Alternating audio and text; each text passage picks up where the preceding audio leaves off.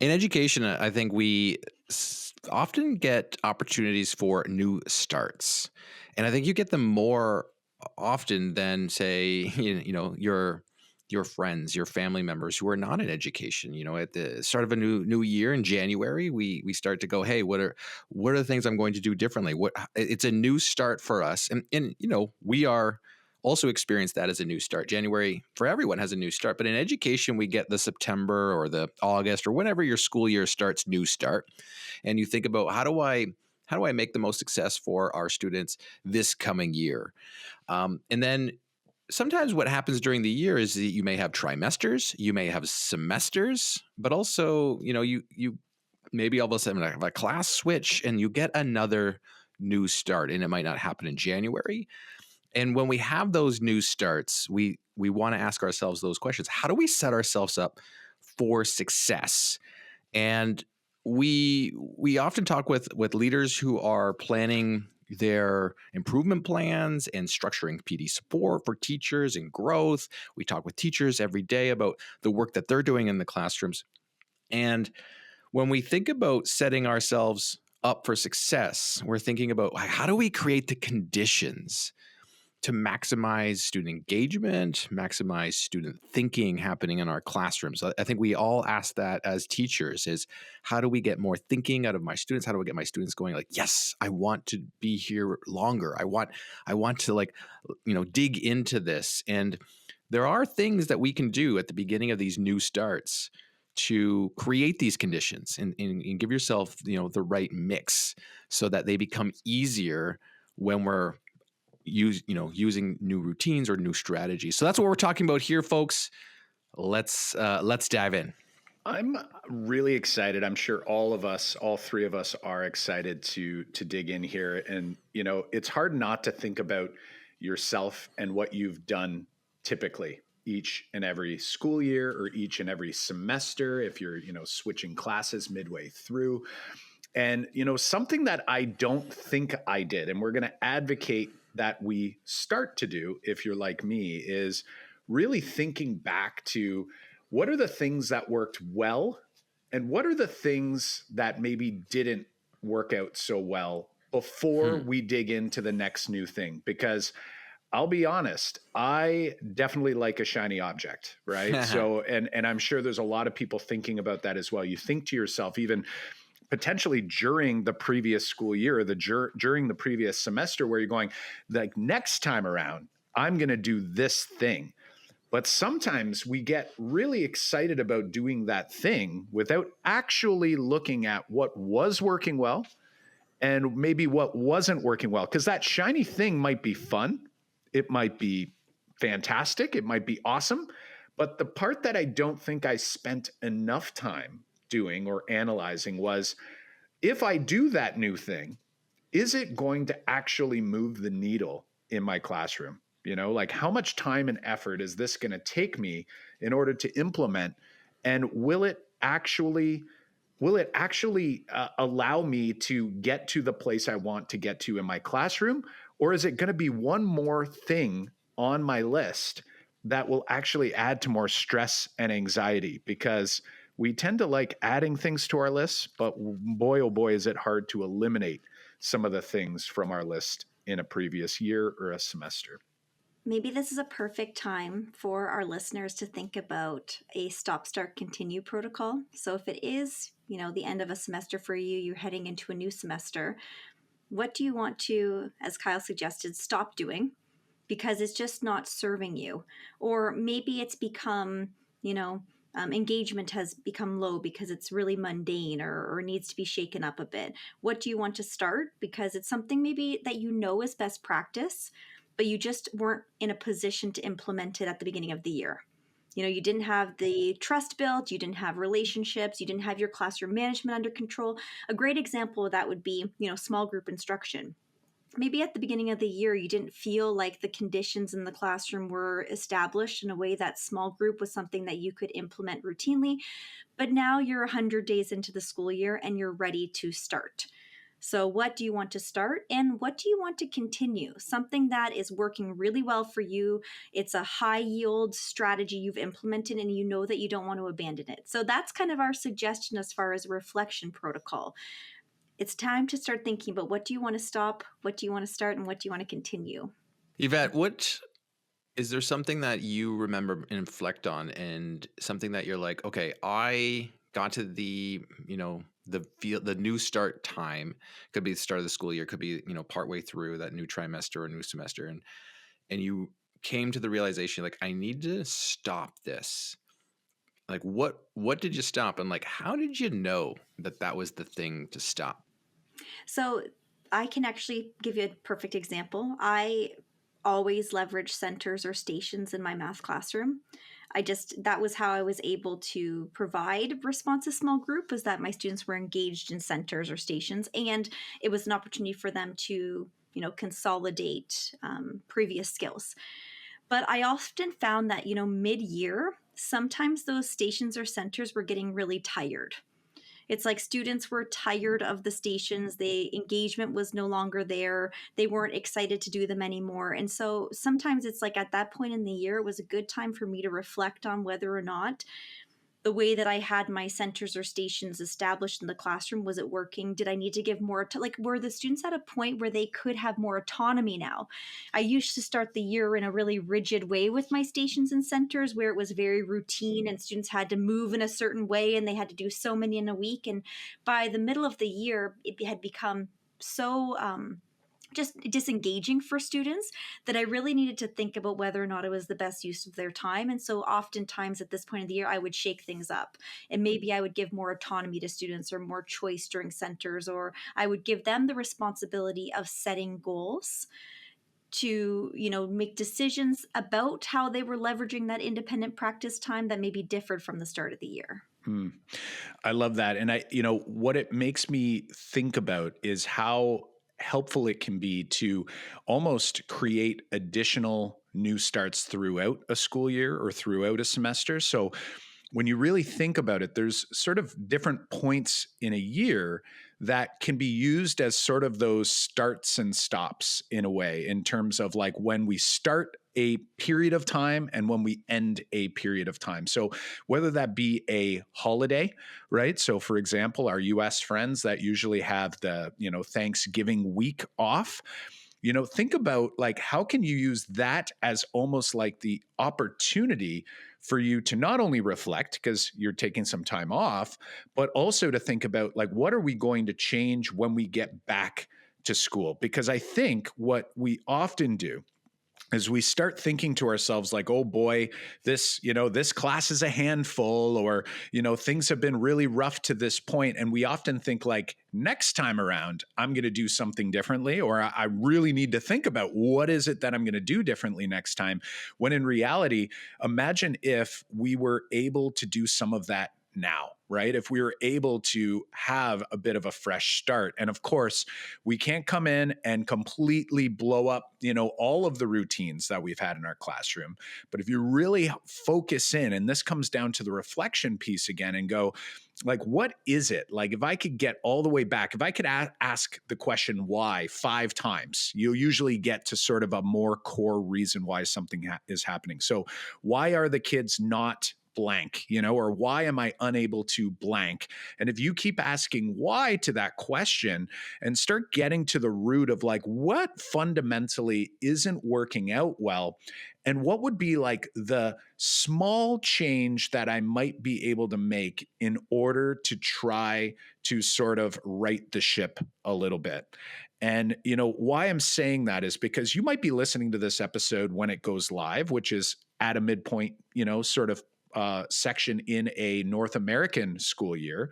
But you might also come and you might start listening to this episode during the middle of a experience with some students. And you might be wondering, like, what can I do differently? And I think this is where we have to start thinking about, like, what are the classroom pillars in my classroom. So what we mean by that, if you picture that math tree that we describe so often, like the trunk of your tree, sometimes what may have happened is either we forgot to sort of plant that firm trunk with like, allowing it to grow really big roots, or we've allowed that tree or that trunk to sort of whittle away a little bit. We've sort of like lost track of some of the things that we had, all the big ideas and all the big plans we had set out at the beginning of a year or a semester. We've sort of allowed them to sort of fall by the wayside. Why might that happen? Not because I'm not a great teacher, because I don't care about the kids, probably because you're like, oh my gosh, I have so much to do and so little time. And sometimes we need that reflection time to sort of pump the brakes and go, where are we?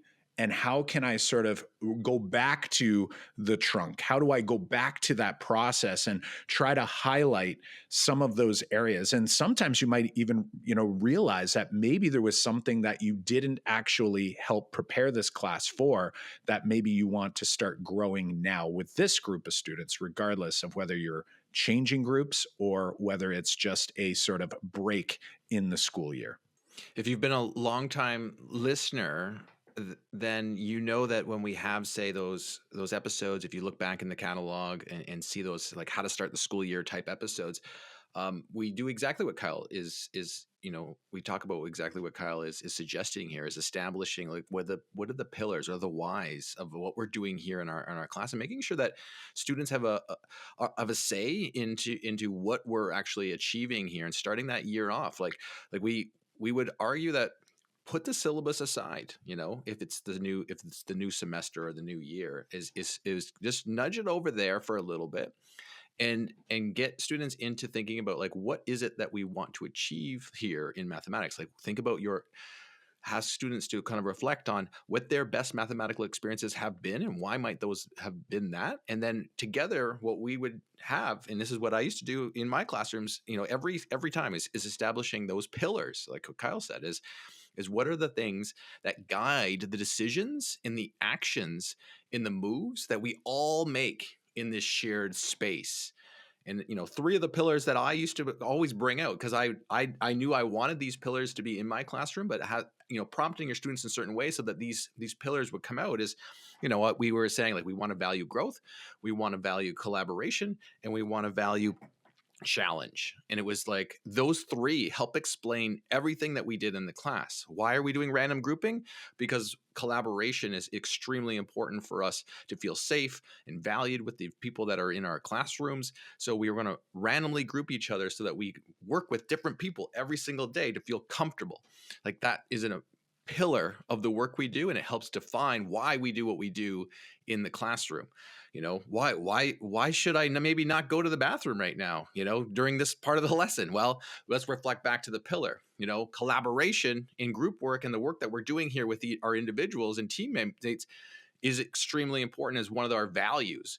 And when we kind of opt out and try to like, and I'm referring to like, when you know what I'm talking about. Kids try to like, I'm gonna go to the bathroom, the routine sir. bathroom goer. Right. That's what I'm thinking about. I should have clarified there. Like, so it's like, but it's like, do you really need to go, or is it we need to reflect back on like how to give the value and the attention to your teammates, because collaboration is important in math learning, or like why are we starting class with a prompt and a problem versus me just telling you how to do it? Because the kids will ask those questions.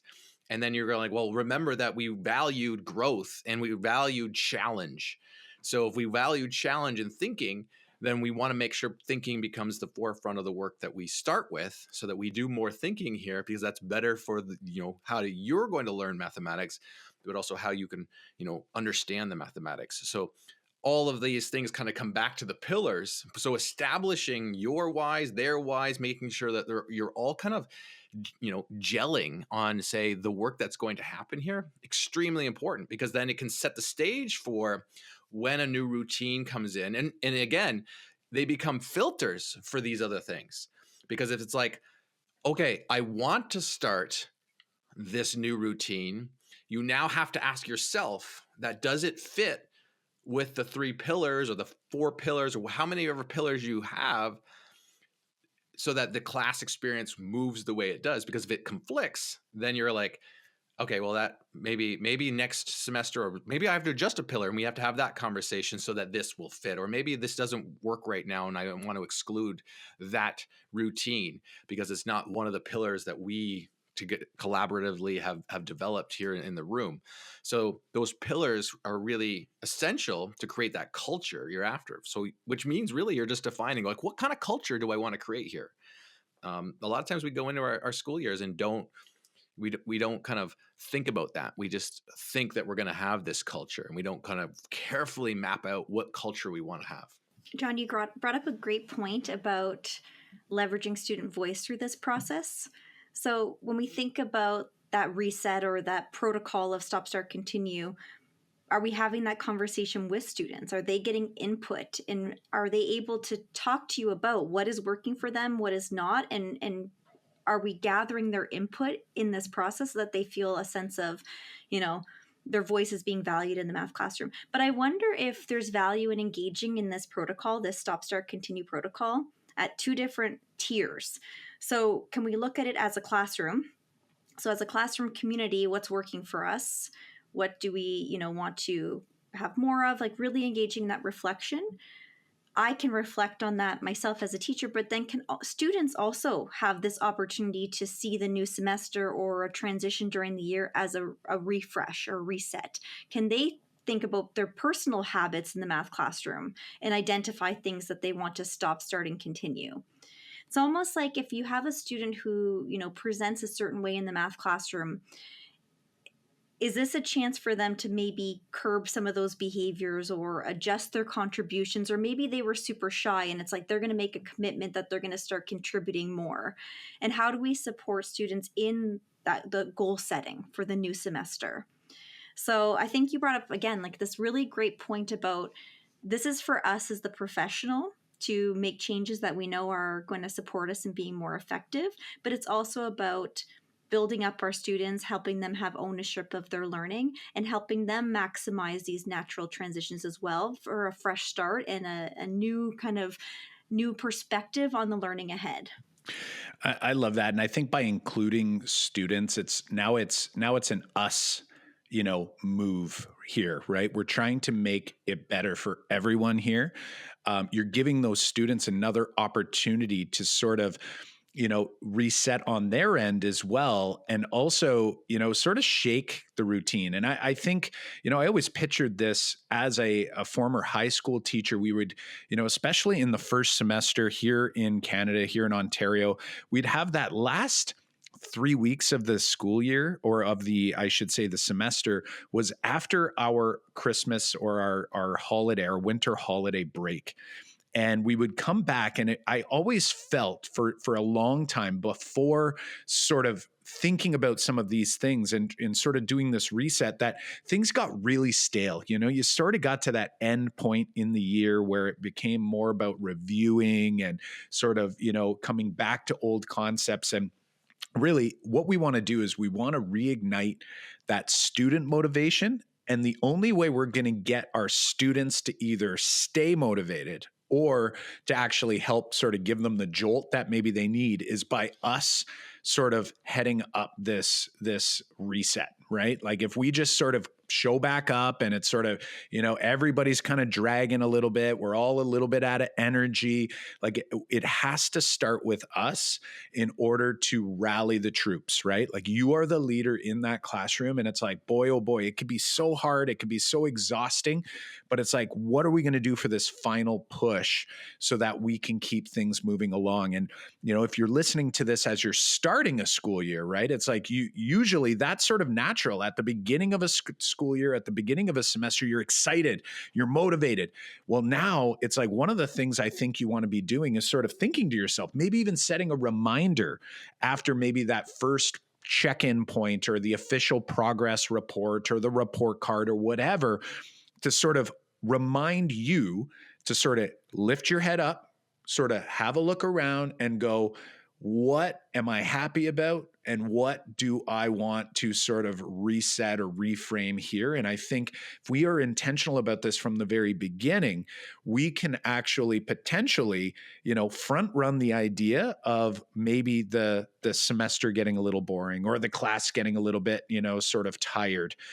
So prepare that right from the beginning so that you sort of know that, hey, there's going to be a need for me to sort of step up and try to shift things a little bit at some point here. So let's make sure that we're aware of it, and that if possible, can we do this work ahead of things maybe getting tired or getting stale with our students? In a way that I used to shake things up like that is when you're teaching in say a unit based structure, where it's like we're talking about this strand, or we're talking, we're going to be spending this 2-week period on this topic or this unit or this strand. That can be a great place when we all of a sudden we have a strand switch and we're going to go from this to this, or unit from 1 to 2, and you can structure that in the middle of the year to have that switch up to because it makes sense that you now get a new start in the unit, right? So it's a new start in the unit to be like, this unit, we're going to model it and do it this way. So it's like, because a lot of times you'll talk to teachers and say like, okay, I am having a, you went to a conference or you had a great coaching session. You want to bring that routine in. It fits with your pillars. And then you're like, but it's going to shake things up. Like I heard that with like random grouping and building thinking classrooms. So it's like, well, we didn't start that way, so it's hard to like start now. But that's where that unit shakeup could happen, where like the beginning of a unit or a strand is, now let's just say this unit, we're going to do this, and actually kind of be freeing to you, because you're not committing a whole year to kind of going, I'm going to always do this. It's like this chunk of time, we're going to learn, or we're going to structure the classroom, or we're going to structure a couple routines differently during this 2-week block, and then you can test it out. But then you all of a sudden might realize that changed the culture of that 2 weeks. You're like, let's just keep rolling. We're going to do it again with this 2-week period, or we're going to switch back to a different, say set of routines, or a set of procedures of classroom environment in that block. But that can be a great kind of next step if you're starting in the middle of the year.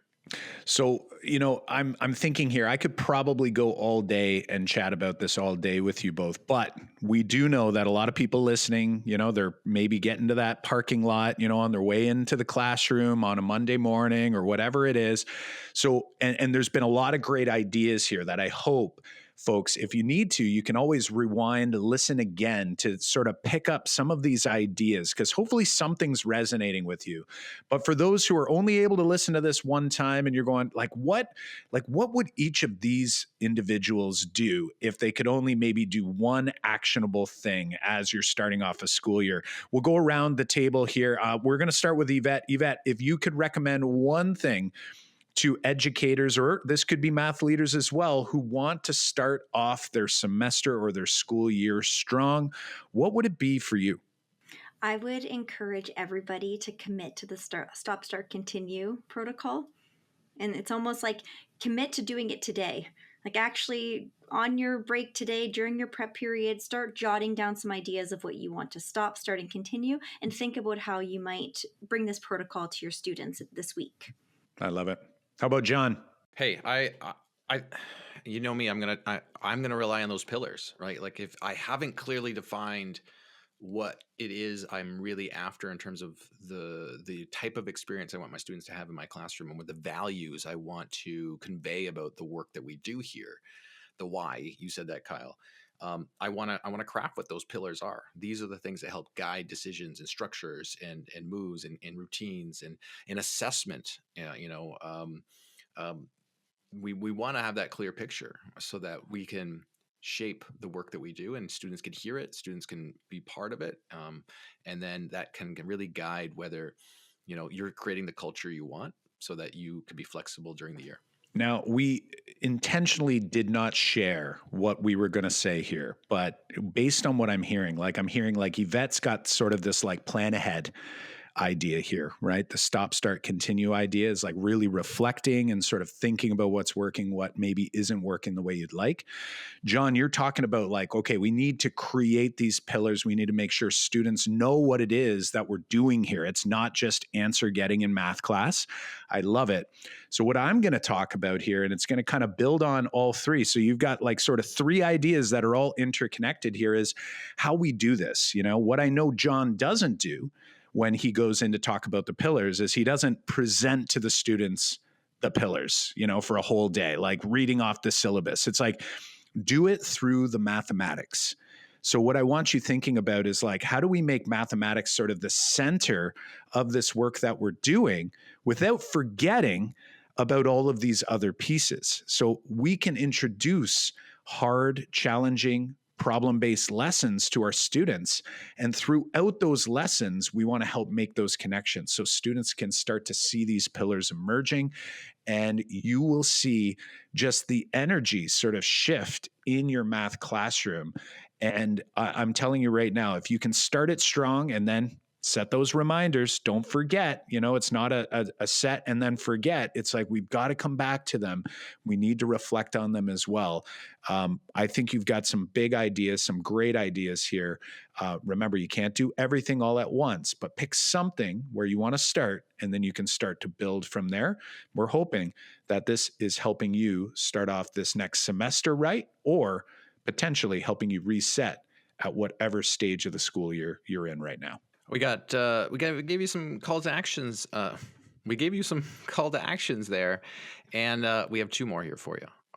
One, we talked about the elements of the tree. You know, we talked about the pillars being the trunk of the tree. We talked about some other elements of the tree here. We believe there are 6 components of effective classrooms, and strengthening all 6 is essential if we're going to, create the thinkers that we want in our math classrooms.